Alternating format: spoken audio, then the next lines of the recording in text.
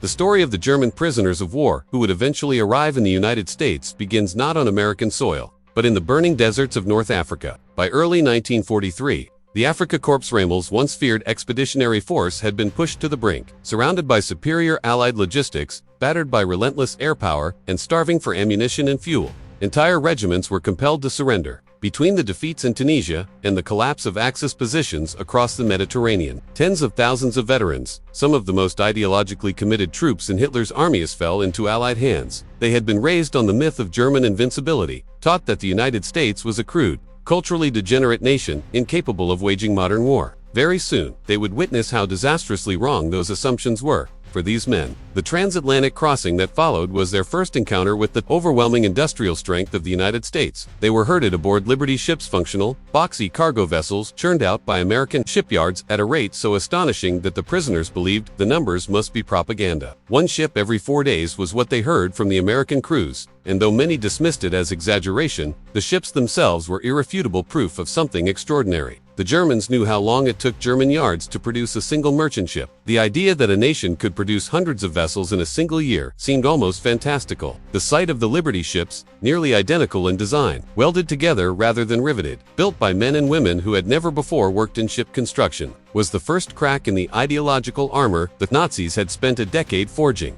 The crossing itself further contradicted the expectations shaped by Nazi propaganda. The food was plain but ample, the medical care adequate, and the discipline of the American sailors professional rather than brutal. The Germans had been trained to expect humiliation and abuse at the hands of the mongrel Americans, but what they found instead was a logistical and organizational machine that ran with a cold, confident efficiency.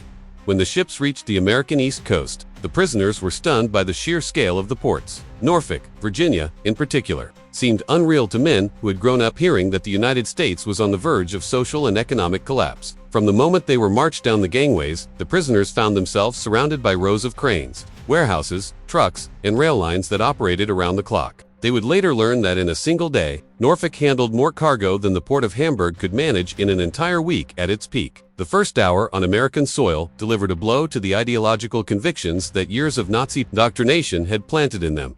But it was their arrival in Texas, in June 1943, that delivered the true psychological shock. As their trains rolled through the countryside toward the newly constructed POW camps, the prisoners pressed their faces to the windows. What they saw contradicted everything they had been taught. Every farmhouse, no matter how small or isolated, had electricity. Power lines ran across the landscape like veins feeding a living organism. Porch lights glowed in the early dusk. Street lamps illuminated crossroads in the smallest rural towns. For men who had grown accustomed to nightly blackouts in Germany, where lights were extinguished to avoid attracting Allied bombers, the abundance of light in America was astonishing.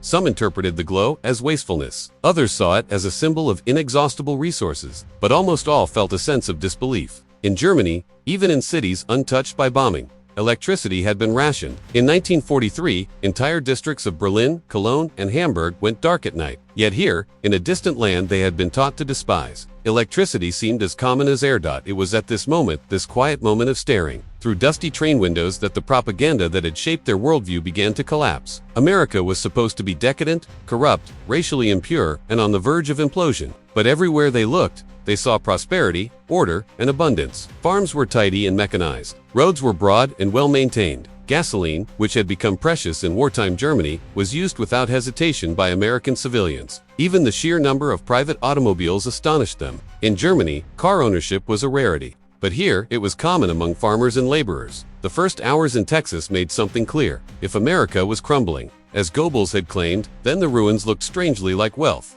power, and confidence. The prisoners felt an uneasy stirring inside themselves, a realization they dared not yet voice. Perhaps they had not understood their enemy at all. For the German prisoners of war, the transition from the Liberty ships to the American railways was as bewildering as it was humiliating. They had expected to be herded into cattle cars, jammed together in darkness, starved, and treated with contempt precisely the way their own military transported prisoners across Europe. Years of Nazi indoctrination had convinced them that Americans were crude and vindictive. incapable of sophisticated organization, and driven by racial hatred. What awaited them instead felt almost surreal when the prisoners were marched from the docks toward a line of railcars waiting to carry them inland. They saw not crude wooden wagons or open freight cars, but polished, steel-sided passenger coaches bearing the emblem of the Pullman Company. Many of the Germans had never ridden in a passenger coach of such luxury in their own country. The Pullman cars, with their cushioned seats, overhead fans, and wide windows, were a revelation. Even in wartime Germany, comfortable rail travel had become rare. Many lines were damaged by bombings, and passenger cars were often reassigned to military transport. Yet here in America, their enemy, the very nation they had been taught to despise, was transporting them with a level of comfort they had not enjoyed for years.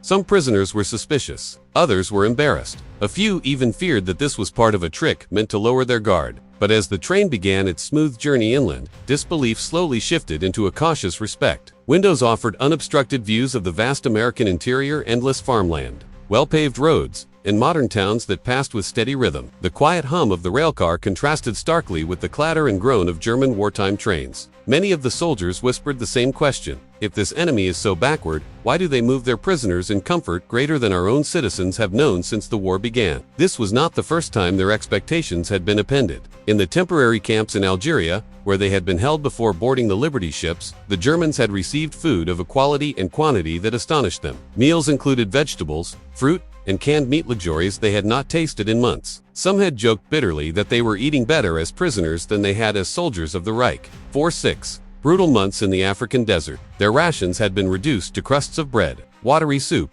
and whatever they could scavenge. Now, in the hands of the Americans, they were given food that restored strength to bodies long deprived of nourishment. It was not lost on them that the Americans could feed their prisoners better than the Germans fed their own troops. As the train pressed deeper into the continent, they were subjected to another bewildering display: the breathtaking precision of American military organization. The processing centers along the route were run with a discipline that seemed almost mechanical in its efficiency. Hundreds of prisoners at a time were offloaded, counted, examined, documented, and reassigned with astonishing speed. The Americans handled the complex task of sorting thousands of captured soldiers, each day with the calm detachment of a factory line. Officers spoke quietly but firmly. Paperwork moved with astonishing quickness. Supplies appeared exactly where needed, as though delivered by some invisible system far larger and more capable than anything the prisoners had known in Germany.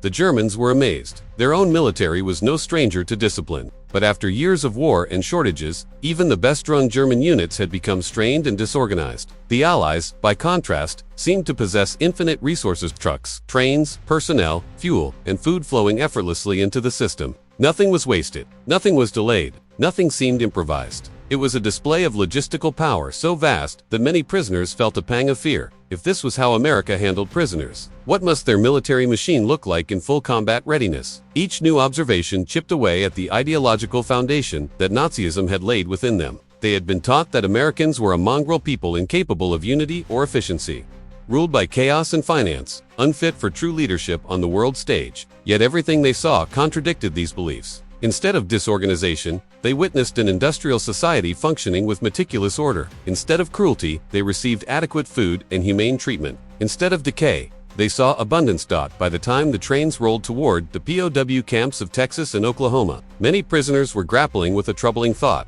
one that they had never dared imagine before: surrender. If this is the enemy we scorned, then how powerful must they truly be? And what does that say about everything we believed? It was only the beginning of their transformation.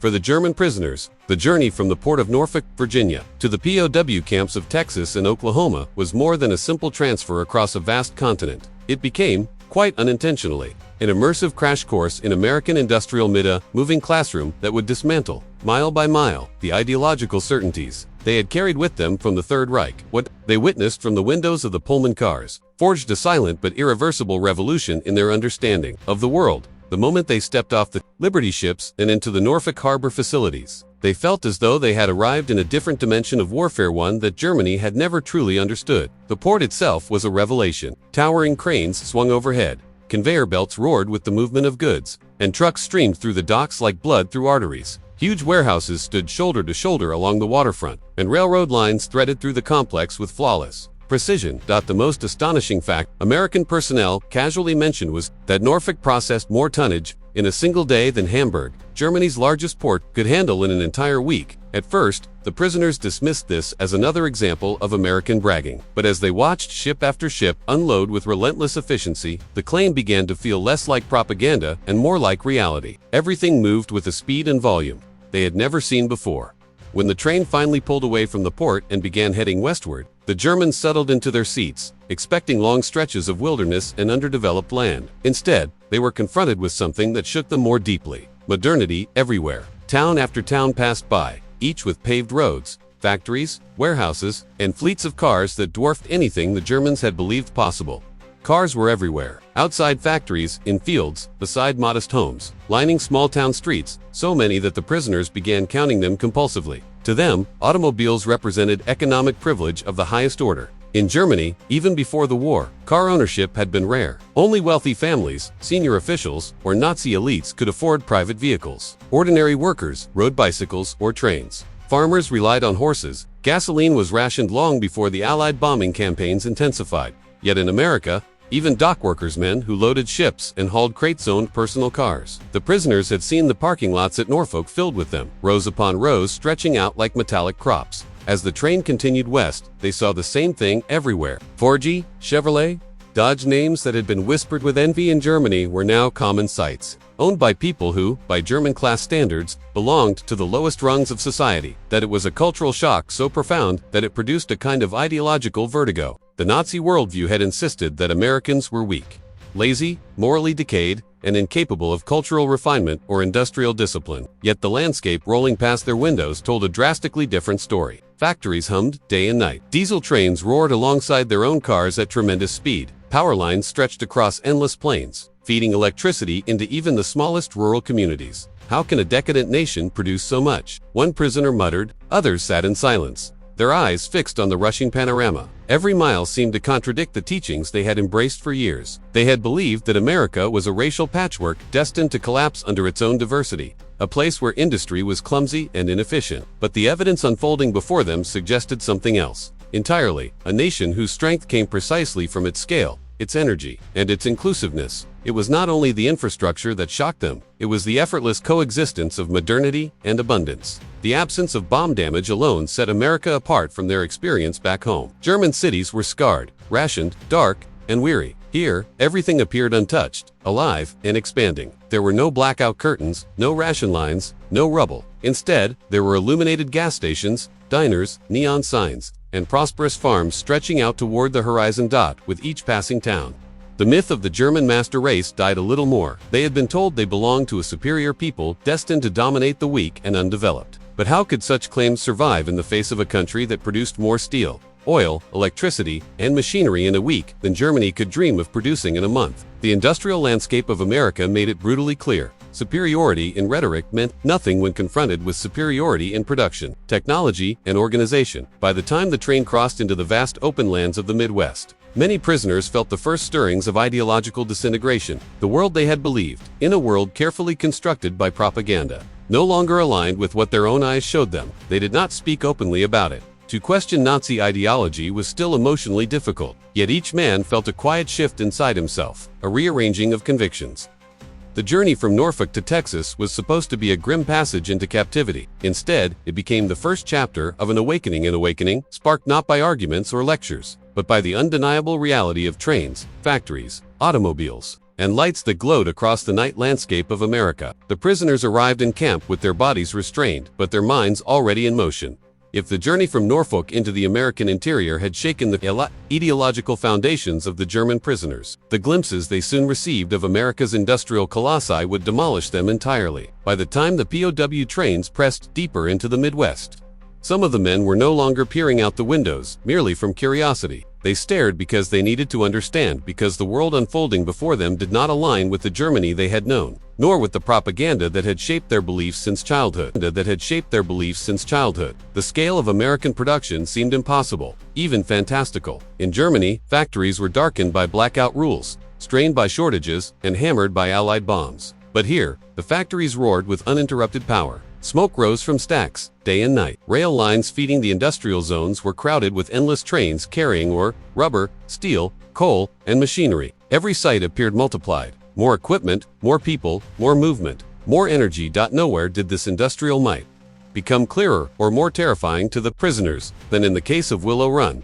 They had heard rumors about the Ford bomber plant before, whispered among American guards or mentioned casually by railway workers, as though the entire nation took pride in the achievement. But no rumor could match the reality. The Germans soon learned that Willow Run, the sprawling plant built by the Ford Motor Company in Michigan, produced a fully operational B-24 Liberator bomber every 63 minutes at its wartime peak. 1 aircraft per hour, for men who came from a nation where aircraft manufacturing involved meticulous handcrafting and chronic delays due to shortages. The number seemed not only unbelievable, but frightening. Equally astonishing was the plant's consumption of electricity, more power than the entire city of Cologne. To the prisoners who remembered their families stumbling through bombed-out streets by candlelight, the concept felt surreal. How could one factory use more electricity than a major German city? And if one plant demanded such energy, what kind of national grid had to exist to sustain dozens of such facilities? It was at Willow Run that many prisoners first realized they were facing not just a military opponent, but an industrial civilization of unparalleled force. The revelation deepened when they learned about a vast synthetic rubber complex so large that the numbers sounded absurd. Germany, struggling to produce rubber under wartime restrictions, had barely managed 120,000 tons at its peak. Yet, for American plants within the Rubbertown complex alone produced 800,000 tons, annually more than 6 times Germany's total output. The prisoners had seen with their own eyes the rubber rationing in the Third Reich, abandoned bicycles, worn-out boots, trucks immobilized for lack of tires. But here, America produced synthetic rubber in quantities so staggering that it enabled fleets of vehicles, aircraft, and machinery to operate without interruption. Rubbertown did more than produce material. It produced clarity. The Germans began to grasp that their defeat had never been a matter of willpower or racial destiny. It was a matter of mathematics. America simply had too much land, too many resources, too many workers, too much electricity, too many factories, too much raw industrial momentum to ever be challenged by the smaller economies of Axis Europe. And then there was Republic Steel in Ohio. If Willow Run and Rubbertown had shocked the prisoners, Republic Steel left them speechless. The factory produced 10,000 tons of steel per day, more than the entire Ruhr region, the heart of German industry, could produce at its zenith. For German soldiers who had seen factories in Essen and Dortmund crippled by bombings and crippled further by resource shortages, the figure was beyond comprehension. The prisoners whispered among themselves, if America produces this much steel in a day, how can we ever hope to replace what we lose in battle? How can any nation hope to stand against such power? With each new fact, each new industrial giant, the ideological pillars of Nazism splintered. They had been taught that Germany's destiny was to dominate the world through superior blood, superior discipline, and superior culture. Yet here, in the heart of America, they found none of the backwardness or chaos they had been promised. Instead, they saw efficiency so advanced it bordered on the inhuman. They saw technological coordination that surpassed everything the Reich had claimed as its strength. They saw a nation that was not collapsing but accelerating. Slowly, a painful realization took root. America could not be defeated, not because of Jewish propaganda, not because of political conspiracy, and not because of luck. It could not be defeated because it possessed the industrial, technological, and organizational power to outproduce, and outlast any enemy on earth. The prisoners now knew that the war was not a battle of ideologies, but a battle of capacities. And in that battle, the Reich had never truly stood a chance.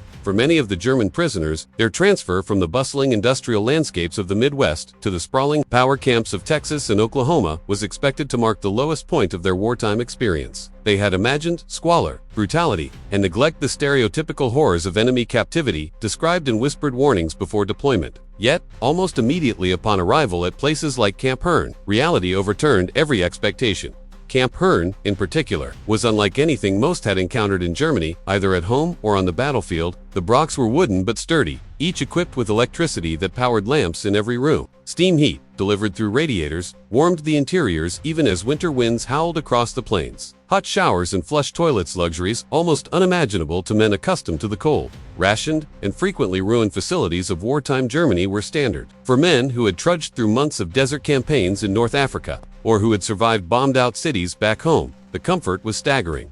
The initial awe quickly gave way to unease. How could a country at war, a country they had been taught to despise as weak and decadent, provide such humane conditions to men it had captured as enemies? In Germany, many soldiers had witnessed or participated in far harsher treatment of prisoners of war, laborers from occupied nations, and, most horrifyingly, Jews, Poles, and Soviet soldiers. The contrast was impossible to ignore. In the eyes of the POWs, the Americans were not only efficient, they were unexpectedly compassionate.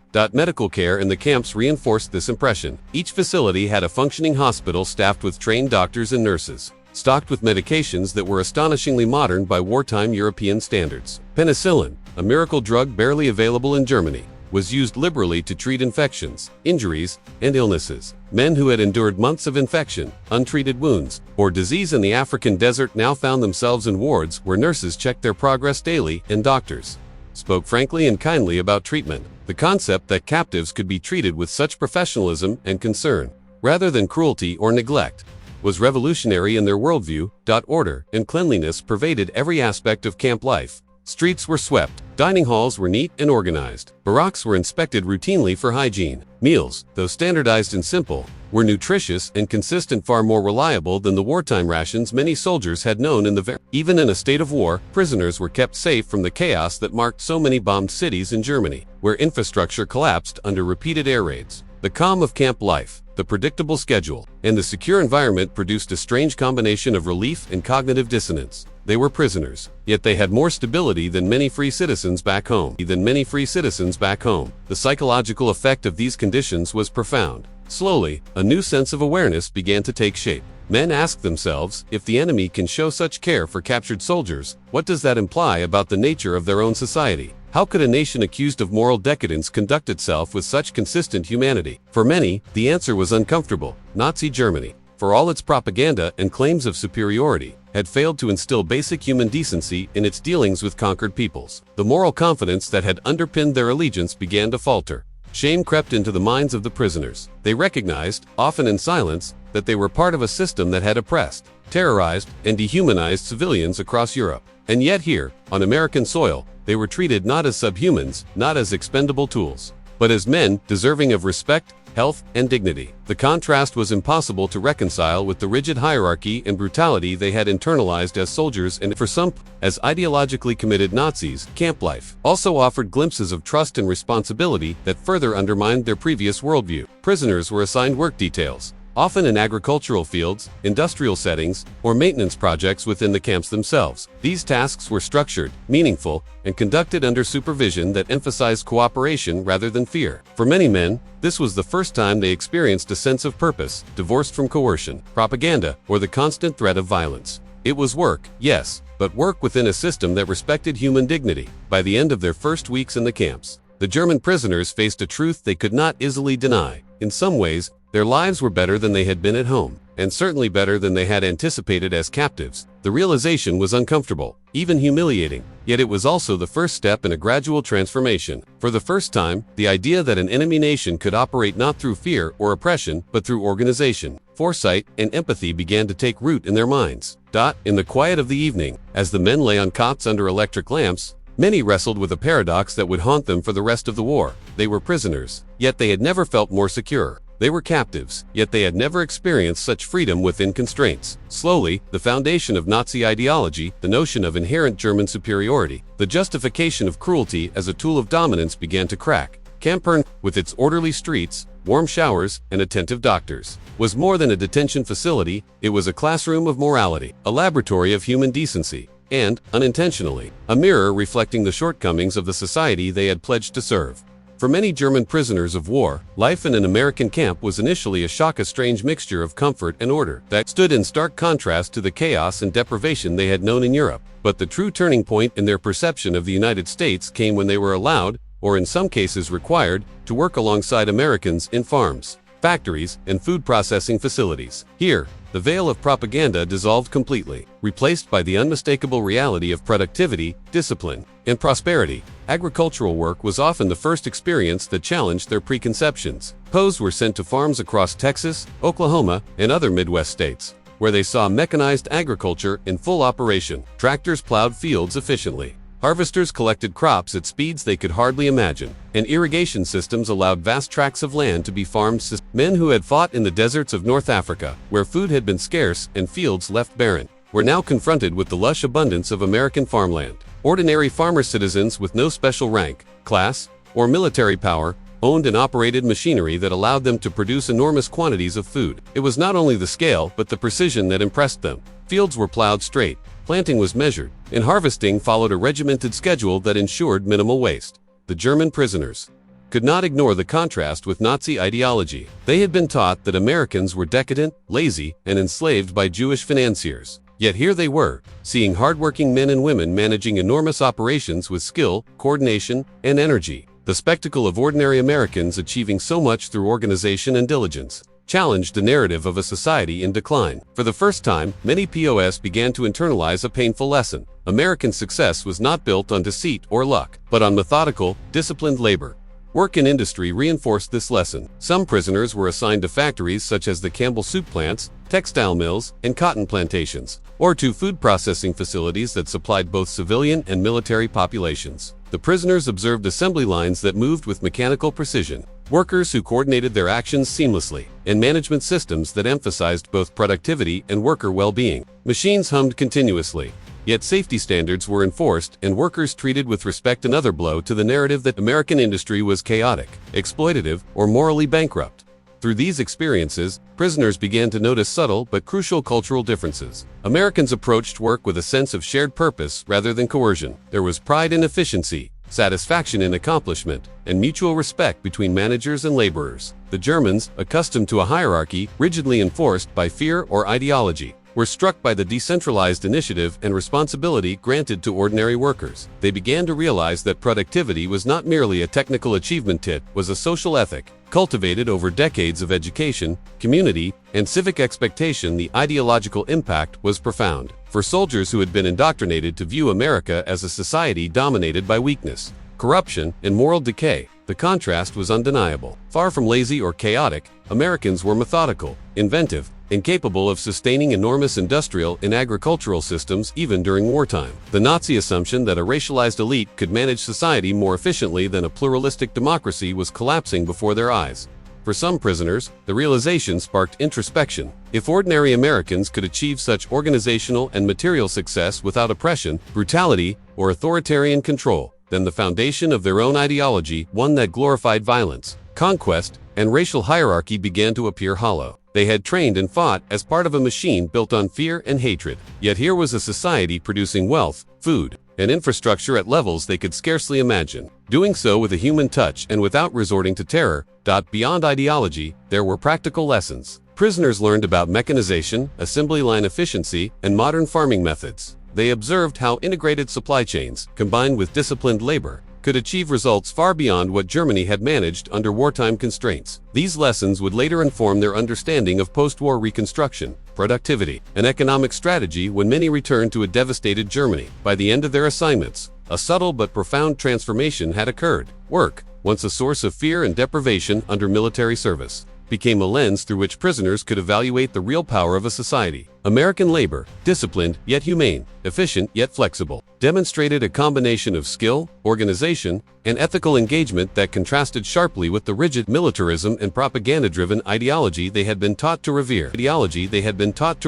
In the fields, factories, and food plants of the American heartland, the German prisoners experienced an education in productivity and human decency that no classroom or lecture could have conveyed. The reality of American work ethic, its combination of ingenuity, discipline, and respect for life, gradually eroded their belief in the supremacy of their own ideology. What began as forced labor became, for many, an awakening to a society capable of achieving greatness not through coercion, conquest, or racial myth, but through cooperation, intelligence, and persistent, organized effort. If the German prisoners had already begun to reconsider their assumptions about America's industrial capacity and work ethic, it was the unexpected acts of humanity that truly undermined the ideological foundation upon which they had been raised. Life in the camps was orderly, comfortable, and medically advanced, but it was the gestures of kindness, often small, sometimes ceremonial, that struck at the heart of Nazi propaganda. For men who had been taught that their enemies were morally decadent, weak, and corrupt, the reality they encountered was at once startling and disorienting. Perhaps the most symbolic demonstration came during the holiday season. Churches, civic organizations, and volunteer groups across the United States organized a massive campaign to send Christmas packages to the prisoners of war. Over 500,000 packages were delivered, 500,000 bundles of food, clothing, treats, and letters intended for men who were, just months before, considered the enemy. The contents of these parcels were simple by American standards: canned goods, sweets, scarves, gloves, and occasionally handwritten cards or notes wishing the recipients well. But for the POWs, the meaning was profound. They had expected hostility, mistrust, or indifference. Instead, they received evidence of concern, empathy, and goodwill. The psychological effect of this generosity was immediate and enduring. Many prisoners recalled unwrapping these gifts in the chill of Texas winter, sharing the contents among their barracks mates, and quietly marveling at the effort and care that had gone into each parcel. Two men who had spent years in a society that glorified cruelty toward inferior peoples and taught them to hate foreigners and Jews alike. The packages were a revelation. They were living proof that Americans did not operate solely out of self-interest or ethnic loyalty. They could extend kindness even to those who had fought against them. In the quiet corners of the camp, prisoners began to question the narratives they had internalized since youth. If Americans could treat the enemy with such generosity, what did that imply about the morality of their own cause? The humanitarian influence extended beyond parcels. Guards and camp personnel frequently exhibited professionalism and, in many cases, genuine warmth. While armed and responsible for enforcing rules, the men and women assigned to oversee the POWs often engaged in polite conversation, explained instructions with patience, and enforced discipline without cruelty. Occasional humor, small favors, and interest in the prisoners' well-being were not uncommon. For the first time, German soldiers experienced authority figures who could command respect without instilling fear, a concept alien to those steeped in Nazi military doctrine. Interaction with local civilians added another layer of humanizing experience. Many American citizens lived near the camps, and some were allowed supervised contact with the prisoners, whether through agricultural labor, organized sports, or brief visits to nearby towns. POWs were often invited to church services, educational talks, or community events, where they saw firsthand ordinary Americans engaging with a mixture of kindness and civility. They encountered people of different religions, ethnicities, and socioeconomic backgrounds, cooperating and contributing to society in ways that defied every stereotype Nazi propaganda had instilled. For men indoctrinated to see a world divided into Aryan superiority and degenerate enemies, the sight of diverse communities functioning harmoniously was disorienting and instructive. This consistent exposure to ethical behavior and generosity produced a profound cognitive dissonance. Nazi ideology had justified conquest, oppression, and even mass murder by claiming that moral and cultural superiority resided solely in the German people. The camps, however, revealed a society in which strength was expressed not through domination or cruelty, but through productivity, compassion, and civic responsibility. POWs were forced to reconcile their training as soldiers and ideological adherence with the undeniable evidence of an opposing society that embodied virtues they had been taught to disdain. Over time, this dissonance began to erode not only belief in American decadence, but also confidence in the moral legitimacy of Nazi ideology itself. Acts of Christian charity, civic engagement, and communal solidarity provided a stark contrast to the hierarchical brutality they had witnessed in Europe. These experiences did not merely inform prisoners about American culture, they reshaped their moral compass, undermining indoctrination and planting seeds of critical thought that many carried home after the war. By the end of their time in the camps, the psychological imprint of these gestures was unmistakable. The once rigid prisoners, trained to view kindness toward an enemy as impossible or naive, had been exposed to a society capable of extending compassion without weakening its strength. Generosity, discipline, and ethical consistency proved far more convincing than propaganda. For many POWs, it demonstrated that moral and societal vitality could coexist with industrial and military power. The ideological barriers erected in their minds by years of Nazi training were quietly dismantled. One Christmas package, one respectful interaction, and one humane act at a time. In essence, the camps became classrooms not only for technical skills or industrial observation, but for moral education. Humanity, in its simplest and most consistent expressions, had the power to dismantle prejudice and reshape perception. For the German POWs, the lesson was clear. Strength is measured not only by bombs, guns, or factories, but by the capacity for empathy, ethical action, and generosity toward all, even one's declared enemies. By the time the German prisoners of war had acclimated to life in American camps, absorbing lessons in comfort, industrial might, and humane treatment, a more deliberate form of transformation awaited. Formal education. The United States Army and affiliated organizations recognized that many, particularly those captured from elite units like the Afrika Korps, possessed intellectual curiosity, leadership potential, and, crucially, the capacity for ideological change. Through structured educational programs, the camps became classrooms not only for technical skills but also for civic understanding, critical thinking, and moral reflection.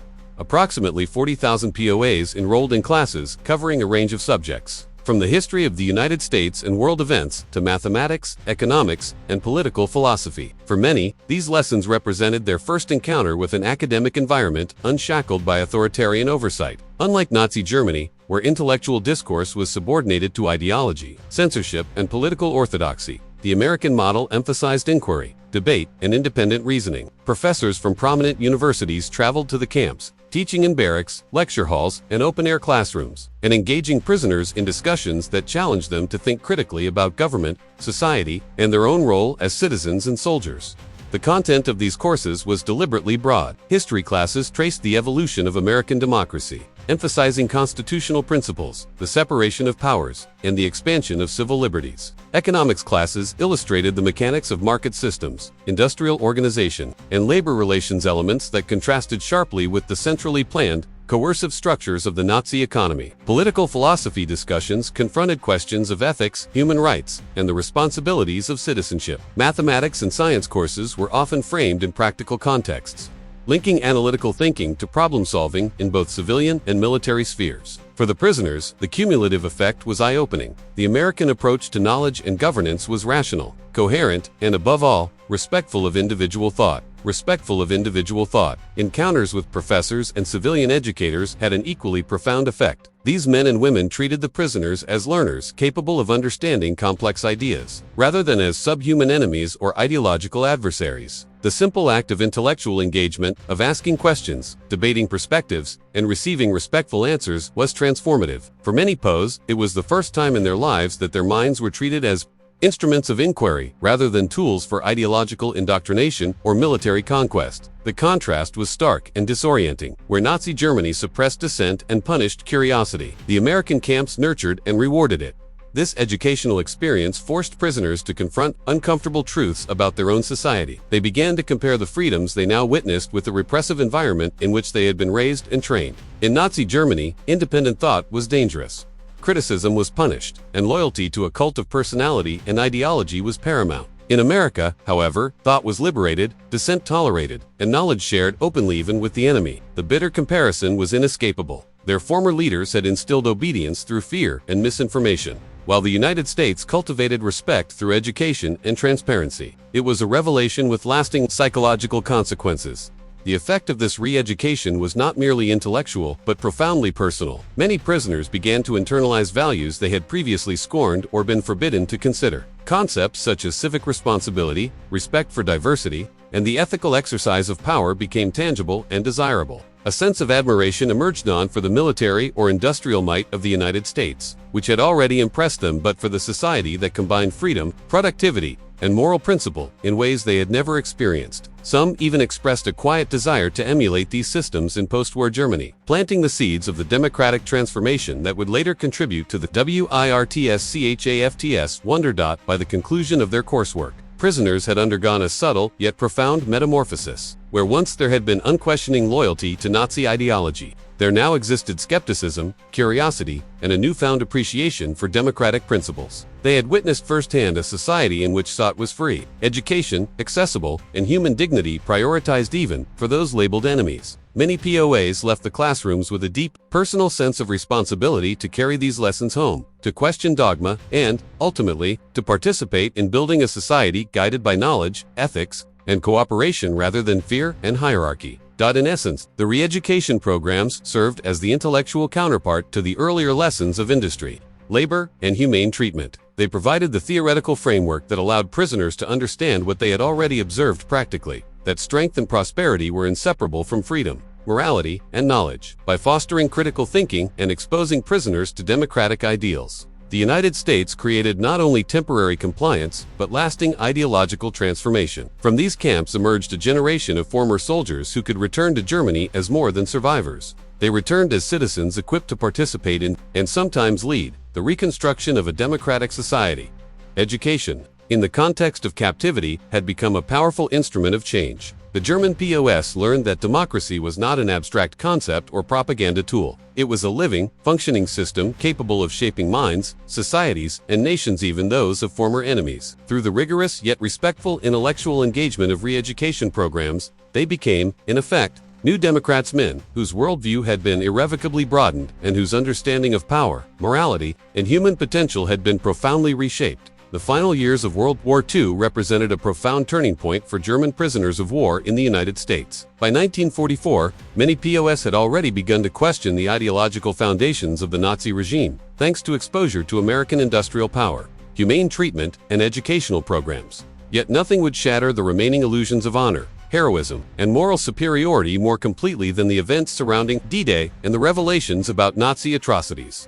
On June 6, 1944, the Allied invasion of Normandy D-Day unfolded on a scale that defied all imagination. 6,000 ships crossed the English Channel, carrying hundreds of thousands of soldiers, supported by 11,000 aircraft in a coordinated strike that would eventually break the back of German occupation in Western Europe. For many POHLs watching newsreels and reports from the United States, the operation was overwhelming in both ambition and execution. These were men trained in military precision, veterans of desert campaigns, and fortified European defenses. Yet even they struggled to comprehend the sheer magnitude of logistical planning, coordination, and industrial support required. The reality of American power was no longer abstract. It was undeniable, visible, and unstoppable. Soon after, camps arranged screenings of films documenting the liberation of concentration camps in Europe. For the first time, prisoners confronted the scale of the atrocities committed under the Nazi regime: gas chambers, mass graves, emaciated survivors, and evidence of systematic brutality that had been hidden or denied in Germany. The reactions were visceral. Many cried openly, others were rendered speechless, and some experienced profound guilt and shame. The cognitive dissonance was total. Men who had seen themselves as soldiers, perhaps even heroes defending their homeland, were forced to confront the uncomfortable truth that they had been complicit, willingly or passively, in a system of unparalleled cruelty. They were no longer participants in a grand struggle for national honor. They were, in the words of some prisoners, tools of evil. The psychological impact of these revelations was compounded by structured programs designed to prepare POAs for their eventual repatriation. Even before the Marshall Plan was announced, the American authorities had begun initiatives to equip prisoners with both practical skills and democratic knowledge. Technical training, vocational courses, and instruction in democratic governance were integrated into camp life. These programs emphasized reconstruction rather than punishment, signaling a remarkable confidence that defeated soldiers could return to society as productive citizens rather than agents of revenge. POWs were taught modern agricultural techniques, industrial management, and civic responsibility, all framed within the principles of participatory governance, ethical decision-making, and accountability. The message was clear: the United States intended to help rebuild Germany, not as a conquered territory, but as a functioning democracy capable of sustaining peace and prosperity. For many prisoners, this approach marked the final stage in a profound transformation. The men who had once arrived in Texas or Oklahoma with rigid nationalist fervor, indoctrinated in the myths of Aryan supremacy and anti-American propaganda, now began to internalize a new identity. Observing the efficiency of American society, participating in labor and education programs, and confronting the moral bankruptcy of Nazi policies collectively reshaped their self-perception. They moved from seeing themselves as warriors in a just cause to understanding their roles as individuals responsible for ethical action within society. The language of enemy gradually gave way to that of friend, and the abstract ideals of democracy became tangible principles to be adopted in their own lives. This period also produced a lasting psychological recalibration regarding power, morality, and civic responsibility. POWs witnessed a society in which strength was derived not from domination or fear, but from production, cooperation, and adherence to ethical principles. They had seen the destructive consequences of tyranny and totalitarian control firsthand. Now, they saw an alternative model, a society capable of marshaling vast resources, demonstrating immense organizational skill, and maintaining moral integrity even toward adversaries. The lesson was indelible: the world could be rebuilt through knowledge, industry, and virtue rather than through coercion and hatred. By the time the war in Europe ended in May 1945, many of these men returned to Germany carrying far more than physical survival. They carried ideas, attitudes, and moral insights that would influence post-war reconstruction. Former POS became participants in the Wirtschaftswunder, contributing their technical skills, managerial understanding, and newly adopted democratic values to the rebirth of a nation. Their transformation from indoctrinated soldiers to reflective citizens represented one of the most remarkable examples of ideological change in the 20th century. In practical and psychological terms, the enemy had become a student of democracy, a witness to moral governance, and an agent for the future of peace.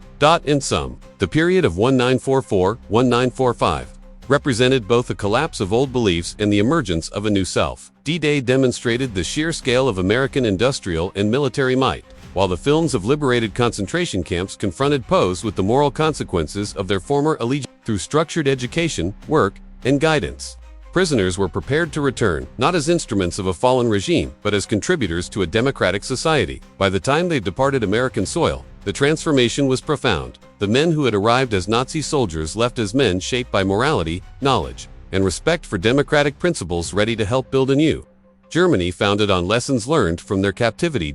As the Second World War drew to a close, the American experience of holding over 371,000 German prisoners of war had produced outcomes far beyond mere containment. The numbers themselves are remarkable. 371,683 men passed through U.S. camps, yet there were only 2,222 attempted escapes, a mere 0.6% of the total, and not a single permanent escape was successful. These figures reflect not only logistical efficiency, but also a subtle, psychological dynamic. Prisoners were overwhelmingly willing to comply, perhaps motivated less by coercion than by curiosity, respect, and, eventually, admiration for the society they were encountering. Indeed, surveys conducted at the time revealed that 95% of POWs judged their treatment in American camps as good or very good, a statistic almost unheard of in the annals of prisoner management during wartime. Yet beyond compliance and satisfaction, the true measure of success lay in transformation. By the time they were repatriated to Germany, many former POWs had absorbed ideas, habits, and values that would ripple through post-war society, ultimately shaping the Wirtschaftswunder, the economic miracle of West Germany in the 1950s and 1960s. The seeds sown in POW camps were subtle but profound, spanning technical knowledge, work discipline, and democratic sensibilities. Technical and industrial exposure was among the most tangible legacies. Men who had once marveled at the scale of the Willow Run bomber plant, the Republic steel mills, and the Rubbertown complexes now carried home practical insights into production processes, supply chain management, and mechanized agriculture. The knowledge they acquired was not theoretical. It was learned through observation, hands-on work, and immersion in American productivity culture. Former POWs introduced innovations in factory layout, time management, and resource allocation that were later adapted in German industries, accelerating reconstruction and fostering a culture of efficiency that became a hallmark of West German growth. Equally important was the transmission of democratic and civic principles. Exposure to open dialogue, educational programs, and voluntary participation in camp governance allowed POWs to experience the benefits of freedom of thought firsthand. Classrooms taught history, mathematics, economics, and political science. Discussions with visiting professors encouraged critical reasoning and ethical reflection. For men accustomed to the dogma and suppression of thought characteristic of Nazi Germany, these encounters were revelatory. POWs returned to their communities not only with skills to rebuild infrastructure, but with a moral vocabulary that emphasized accountability, cooperation, and civic responsibility. Many became active participants in local government, unions, and professional associations, helping to foster democratic culture in the post-war period. Perhaps most striking was the psychological transformation. Many former prisoners described the journey in almost spiritual terms. One recalled, "We came to America as enemies, as Nazis, as believers in lies. We returned as men who had seen the truth." Another reflected, "America showed us that power comes not from conquest, but from production, not from hatred, but from diversity, not from tyranny, but from freedom." Such statements encapsulate a profound ideological shift. Men who had arrived steeped in racial superiority, militarism, and blind obedience left with a respect for human dignity, pluralism, and ethical leadership. The POW experience in America can thus be understood as a form of organic, humane, unlike formal trials or punitive measures, which often engendered resentment. The U.S. approach relied on example, exposure, and opportunity. The combination of humane treatment, exposure to advanced industry, participation in productive work, and structured education created a social environment in which Nazi ideology was naturally deconstructed. Over time, the lessons learned and habits acquired became internalized, forming the basis of new identities rooted in productivity, respect, and democratic values. It was a subtle but extraordinarily effective form of transformation that left lasting marks on both individuals and the broader German society to which they returned. Broader historical impact is evident in the post-reconstruction of West Germany. Former POWs contributed not only technical expertise but also cultural insights into organization, labor relations, and community life. They became conduits for practices they had observed in America: collaborative management, workplace safety, merit-based advancement, and a respect for civic institutions. These contributions helped stabilize the economy and build trust in democratic governance at a crucial moment when Germany was emerging from the shadow of totalitarian rule. The combination of technical knowledge, ethical orientation, and democratic exposure made them uniquely positioned to participate in the nation's rebirth. In conclusion, the story of German POWs in the United States is one of transformation on multiple levels: psychological, ideological, and practical. From the shock of arriving in a land of unimaginable wealth and efficiency to the profound moral lessons gleaned from humane treatment, education, and exposure to democratic ideals, these men underwent a metamorphosis that resonated far beyond the boundaries of the camps. When they returned home, they brought with them the tools and values necessary to rebuild a shattered nation. Their experience exemplifies one of the most successful forms of natural denazification in modern history, a process in which former enemies, confronted with competence, morality, and freedom, chose to adopt a new identity, one committed to reconstruction, ethical conduct, and democracy. The legacy of American POW camps, therefore, is not merely a story of captivity, but a testament to the power of humane treatment, education, and industrial inspiration in shaping the course of history.